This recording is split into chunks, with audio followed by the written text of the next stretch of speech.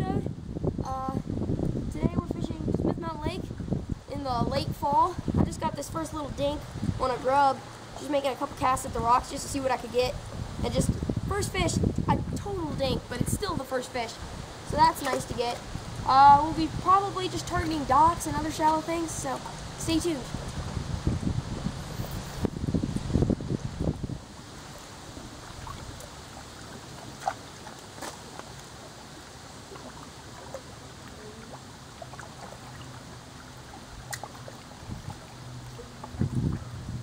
Come on.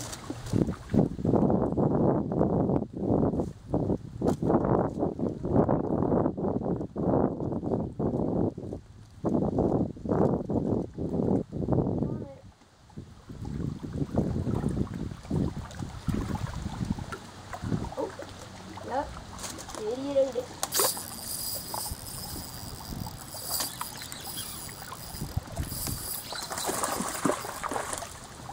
How about that for a camp boat flip?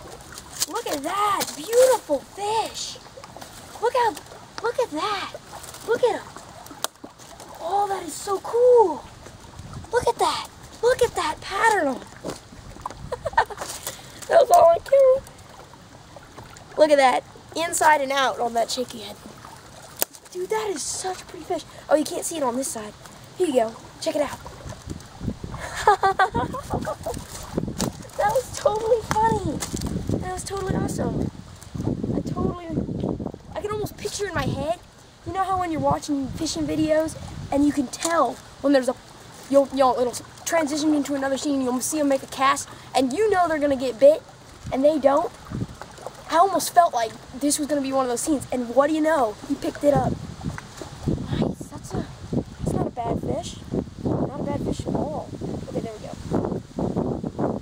If it hadn't been double hooked, it just fell out. It had come through twice. If it hadn't done that, it probably would have come out real easy if I had let up the tension at all.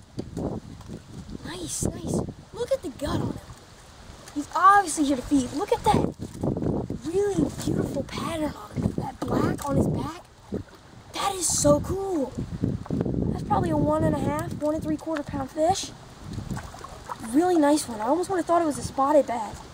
It's so weird looking, but it's so cool.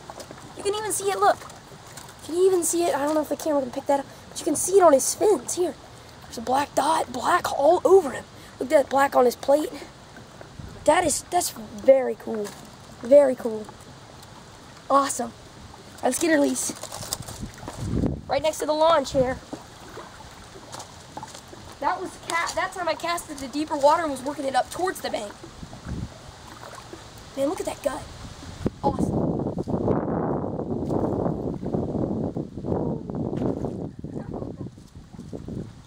Yes.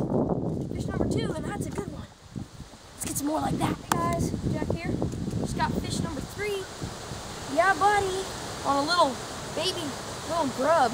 Just trying to get a little fish, and caught a bit nice one. I mean, doesn't have the stomach like that one, but it's still got the length. It's probably about, I'd say about 1.5 pounds at least. So a nice fish. That puts my total up at about 3 1/4, 3.5 pounds on 2 fish. And then I caught that little dink. So, yeah, nice one. I just skipped it back under the dock, was working it real close to the rocks, and he literally just smoked it like a rock had whacked it as hard as it could, like somebody had taken, I don't know, it was just a really hard hit. And then he made some runs. I'm glad I had my drag a little loose because he would just shh. But I'm glad I'm using 6-pound line, because even though it's a big fish for this little ultralight setup, I still was able to swing this guy because I'm using 6-pound line instead of 4. So, nice. Let's get her released.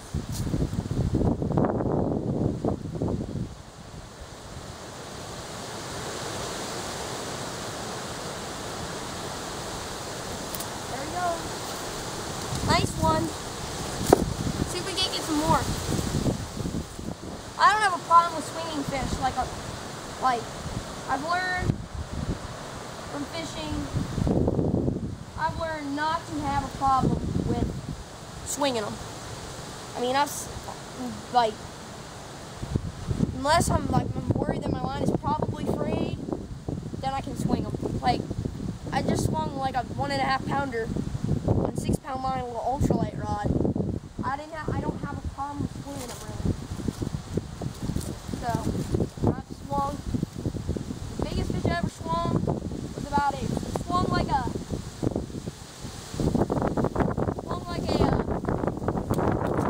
4.5 pounder on 10 pound line. You can watch the video.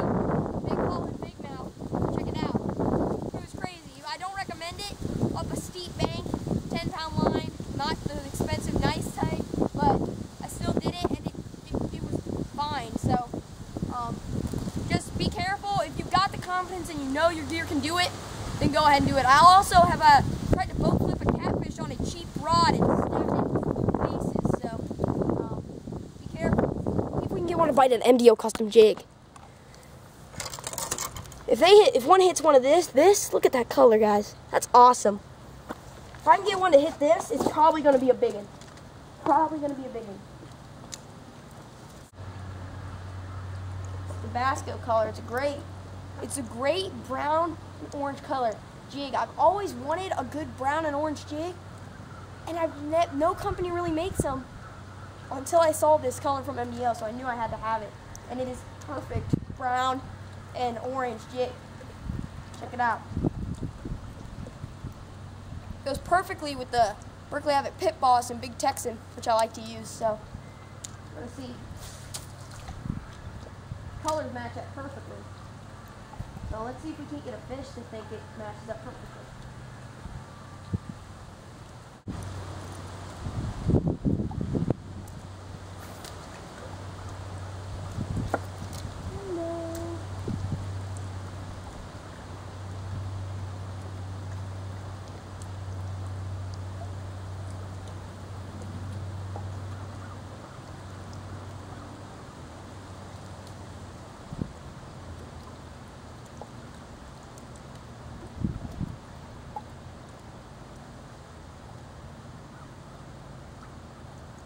Yeah, that's a fish.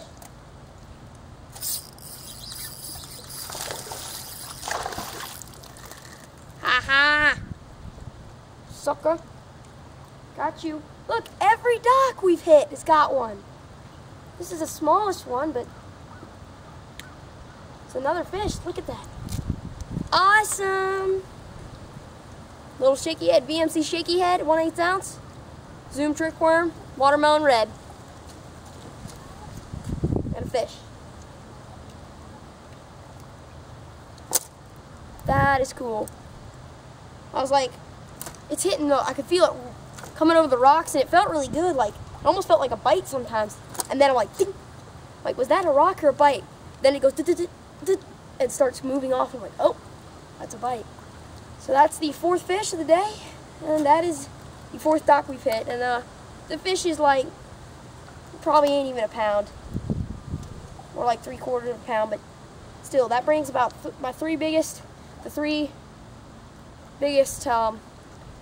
I got 2 real keepers, and then in Smith Mountain, it's 1 fish under 14 inches is allowed to keep. So technically, this would be allowed, and that would be about a 3/4 pounder. So we'd say that the total would be at 4 pounds on 3 fish. So not too bad. Averaging out more than a pound, so that's good. Let's release this guy.